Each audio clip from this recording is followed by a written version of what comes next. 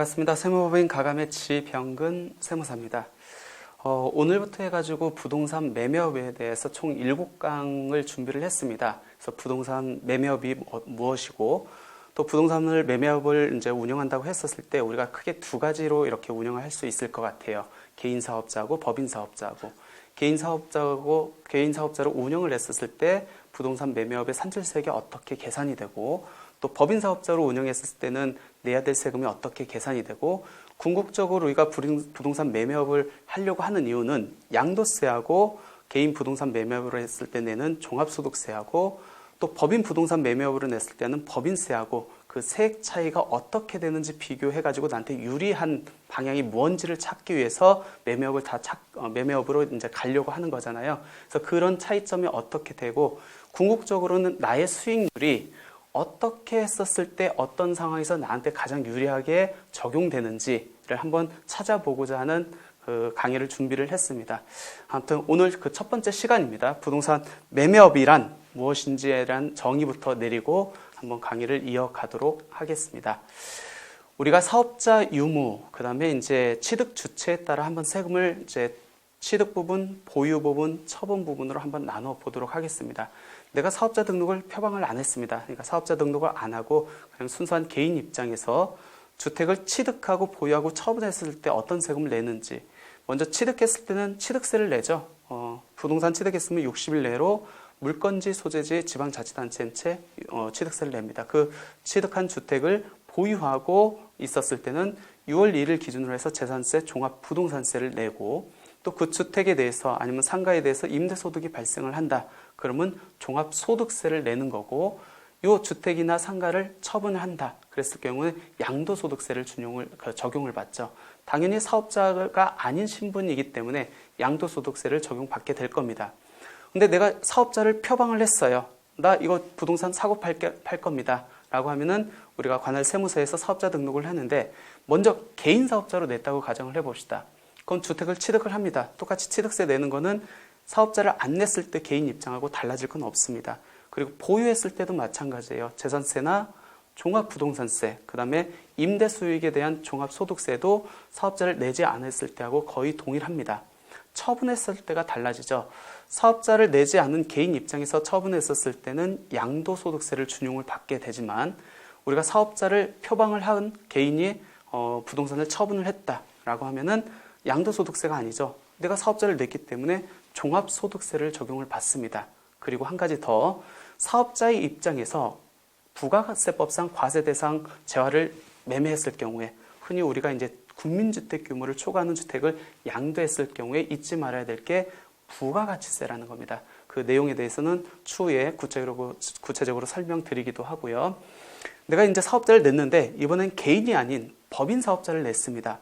그럼 똑같이 주택을 취득했다. 취득세가 적용됩니다. 물론 중과가 적용될 여지가 있는데 이 부분도 뒤에서 한번 설명을 드리도록 하겠습니다.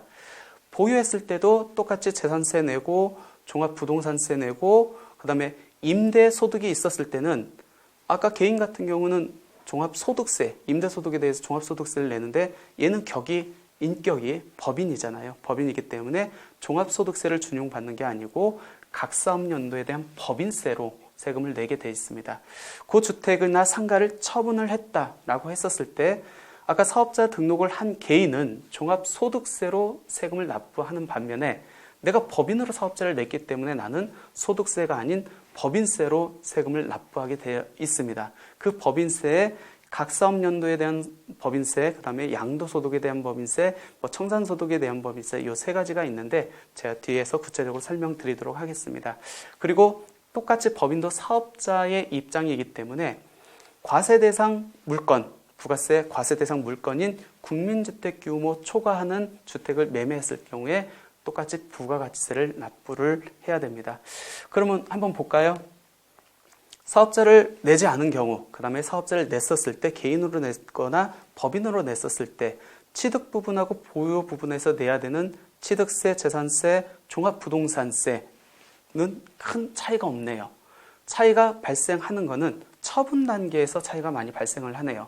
즉 사업자를 표방하지 않는 개인이 부동산을 처분했을 때는 양도소득세, 사업자를 표방한 개인이 부동산을 처분했을 때는 종합소득세, 사업자를 표방한 법인이 부동산을 처분했을 때는 법인세, 이렇게 세 가지로 크게 구분해 볼 수 있습니다. 그럼 우리가 이제 사업자를 낸다, 즉 부동산 매매업이겠죠. 어떤 정의가 어떻게 이루어지는지 한번 살펴보도록 하겠습니다. 우리가 부동산 매매업이라고 하는 것은 업태는 부동산업입니다. 종목은 부동산 매매예요. 그럼 부동산 매매의 그 정의가 어떻게 되느냐, 두 가지로 보시면 될 것 같아요. 첫 번째는 내가 건물을 신축, 지어가지고 판매하는 사업. 두 번째는 내가 부동산을 삽니다. 유상으로 사가지고 판매하는 사업. 이 두 가지가 부동산 매매업인데, 첫 번째 건물을 신축해서 하는 판매하는 사업 안에는 주택은 예외적으로 제외를 하고 있습니다. 주택 신축을 해가지고 내가 판매를 했다. 얘는 부동산 매매업으로 보지 않고 건설업에 보고 있습니다. 이유는 뭐냐면 주택 활성화예요. 주택 경기 활성화 및 주택 보급 활성화를 위해서 예외적으로 얘는 부동산 매매가 아닌 건설업으로 분류해서 각종 세제 혜택을 부여를 하고 있습니다. 따라서 주택 신축 판매업은 부동산 매매업에 들어가지 않고 주택이 아닌 상가나 오피스텔을 신축해서 판매하는 사업만이 부동산 매매업으로 들어간다라고 보시면 될 것 같고, 그 다음에 내가 사서 판매하는 거는 주택이건 상가건 토지건 구분하지 않고 유상으로 취득해서 판매하는 거는 모두 다 부동산 매매업으로 들어간다. 우리가 부동산 매매업을 낸다고 했을 경우에는 크게 두 가지로 구분해 볼 수 있을 거예요. 첫 번째는 개인 사업자, 개인 부동산 매매업. 두 번째는 법인 사업자, 법인 부동산 매매업. 그게 두 가지로 구분이 되고, 개인 부동산 매매업은 당연히 개인 사업자이기 때문에 종합소득세를 준용받고, 법인 부동산 매매업은 법인 사업자이기 때문에 법인세를 적용받게 됩니다. 그럼 우리 이제 개인부터 한번 살펴볼까요? 개인 부동산 매매업이 양도소득세하고 어떻게 차별이 되는지, 구별이 되는지 한번 보도록 하겠습니다. 아까 양도소득은 사업자를 내지 않고 표방하지 않고 일시우발적으로 부동산을 사고 팔았을 때는 양도소득으로 과세가 됩니다. 그에 반해서 부동산 매매업, 즉 사업소득으로 보는 것은 내가 사업자 등록을 일단 표방을 해요. 그리고 계속 반복적으로 부동산을 사고 팔았을 때 부동산 매매업으로 이렇게 분류를 하고 있습니다. 실무에서는 설령 내가 개인이 사업자 등록을 하지 않았습니다. 사업자 등록을 안 했다는 것은 양도소득세를 적용받게 되는 거죠. 근데도 불구하고 사업자 등록을 하지 않았다 할지라도 부동산을 일시우발적으로 판매를 하지 않고 계속 반복적으로 판매한다라고 하면은 설령 사업자를 표방하지 않고 있다 할지라도 부동산 매매업을 적용해서 종합소득세를 과세를 하고 있습니다. 반대로 내가 사업자 등록을 표방을 했어요. 나 부동산 매매업 사업자 등록을 냈습니다. 개인으로. 근데 이 부동산 매매 사업자를 내고 부동산을 계속 반복적으로 파는 게 아니고 일시우발적으로 팝니다. 그럴 경우에는 설령 내가 사업자를 내고 있다 할지라도 과세관청에서는 야, 너 일시우발적으로 팔잖아 라고 해서 종합소득세가 아닌 양도소득세로 과세하고 있기도 합니다. 그럼 여기에서 문제가 되는 게 일시우발적인지 계속 반복적인지 그게 이제 쟁점이 되겠네요. 왜? 사업자를 표방했건 안 했던 실질적인 거는 일시우발적이냐 계속 반복적으로 보느냐에 따라서 양도소득세를 적용할 건지 아니면 종합소득세를 적용할 건지가 달라지기 때문입니다. 어떤 기준이 있어야 될 거 아니에요. 그래서 우리 소득세법 집행기준에 부동산 매매업의 범위를 이렇게 규정을 하고 있습니다. 부가가치세법상 1과세기간, 여기서 부가가치세법상 1과세기간은 통상 6개월을 의미를 합니다. 그럼 6개월 내에 한 번 이상 부동산을 취득하고 2회 이상 부동산을 판매하는 경우에는 부동산 매매업으로 보겠다는 겁니다. 근데 실질적으로 실무를 제가 이렇게 하다 보면은 6개월 내에 부동산을 취득하고 2번 이상 판다? 그렇게 해당하는 사람들이 거의 없습니다. 많지는 않아요. 그럼 다툼이 되겠죠. 국세청 입장에서는 소득세법 집행기준의 부동산 매매업의 정의를 그렇게 해뒀는데 실무적으로는 그거를 충족하기가 만만치 않거든요. 그러니까 다툼이 붙었습니다. 그래서 대법원 같은 그 심판기관에서는 어떻게 판정을 하고 있느냐. 부동산으로 볼 수 있는지 경우를 소득세법 집행기준에서 규정한 것은 예시적 규정에 불과하다. 실질 부동산 매매업에 해당하는지, 즉 계속 반복적인지 여부는 부동산을 매매한 규모, 횟수, 태양 등에 비추어서 사업 활동으로 볼 수 있을 정도의 계속 방법성이 있는지를 갖고 종합적으로 판단해야 된다. 단지 6개월 내에 한 번 이상 취득하고 2번 이상 판매했다고 해서 무조건 그거를 충족하지 않았다고 해가지고 그 부동산 매매업으로 보지 않겠다라는 거는 아니라는 겁니다. 두 번째, 요즘 이제 부동산 매매업이 곽광을 받고 있습니다. 왜 그럴까요? 사업자 등록을 해야 되는 번거로움이 있음에도 불구하고 많은 부동산 투자자들이 요즘에는 사업자를 내고 하려고 하고 있습니다. 이유가 뭔지 한번 세 가지로 한번 찾아보도록 하겠습니다. 첫 번째는 부동산 매매업은 사업자입니다. 이제 개인으로 내면 개인 사업자, 법인으로 내면 법인 사업자가 되는데 이 사업자이기 때문에 기본적으로 사업과 관련된 모든 경비는 인정이 됩니다. 극단적으로 양도소득세하고 개인 부동산 매매업자를 한번 비교해서 한번 살펴볼까요? 우리 양도소득세에서는 양도세는 정책 목적이 강한 세금이라고 했죠. 그렇기 때문에 들어간 모든 비용을 인정을 해주지 않고 있습니다. 즉 취득시 지출 비용에서는 취득세, 등록세, 중개수수료, 법무사 비용, 인지대, 채권 할인료 이것들은 다 경비를 인정해 주는데 보유시 지출 비용 중에서 인정되는 항목이 샤시, 발코니 개조, 보일러 설치, 그 다음에 확장 공사 이것만 인정을 해주고 도배, 장판, 타일, 마루, 주방가구, 북박이장 이런 것들은 보통 우리가 수익적 지출이라고 하거든요. 자산의 가치와 무관하다.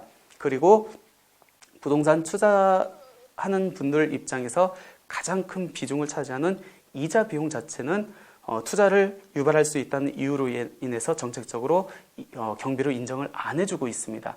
하지만 부동산 매매업에서는 달라요.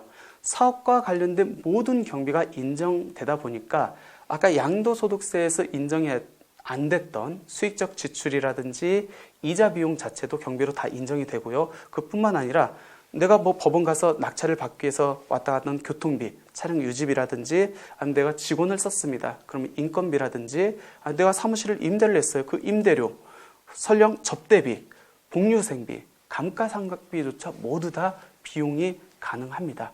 그러니까 양도소득세에 비하면 비용으로 인정되는 폭이 상당히 넓은 거죠. 이런 이유 때문에 요즘 부동산 매매업으로 가려고 하는 첫 번째 이유입니다.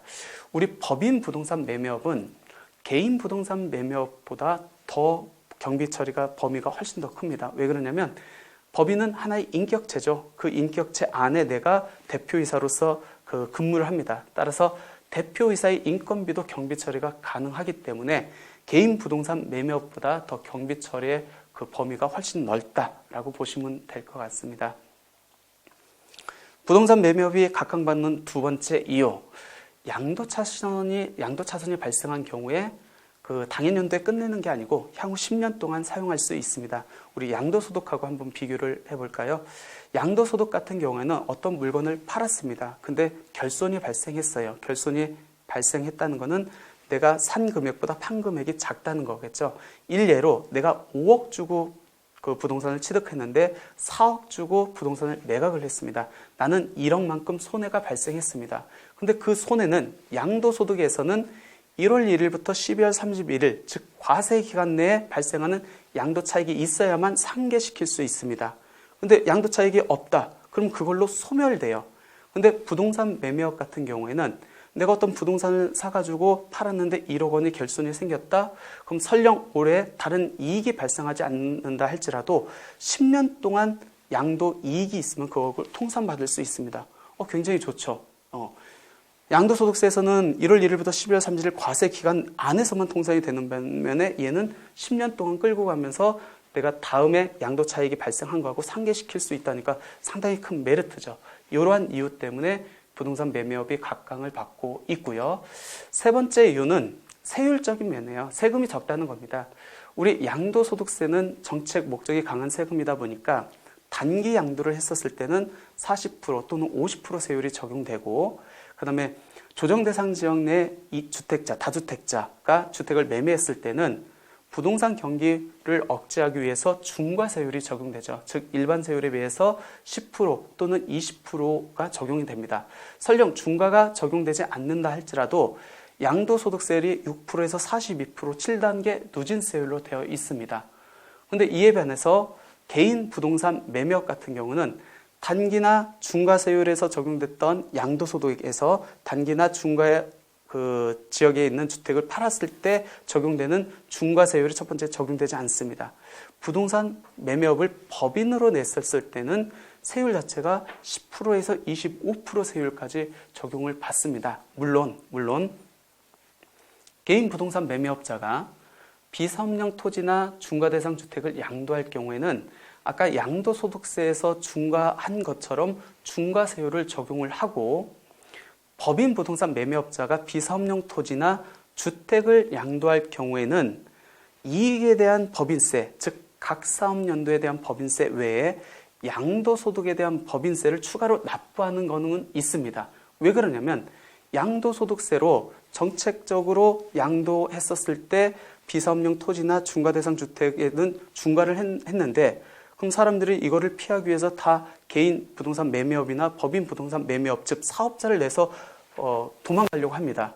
그러면 정부에서 운영하고 있는 부동산 정책을 원활하게 수행할 수 없잖아요. 그렇기 때문에 또 양도에서 중과 목적이 있는 어떤 정책 목적에 따라 중과하는 것들은 설령 사업자를 내더라도 그쪽에서도 중과를 적용하겠다는 의미 때문에 개인 부동산 매매업자건 법인 부동산 매매업자건 비사업용 토지나 주택 또는 중과대상 주택을 양도할 경우는 양도소득세와 같이 중과를 적용하고 있는 건 맞는데, 세율적인 면에서 따지면 훨씬 더 부동산 매매업이 더 유리하다. 그렇기 때문에 요즘 부동산 매매업이 각광받고 있는 이유라고 볼 수 있습니다.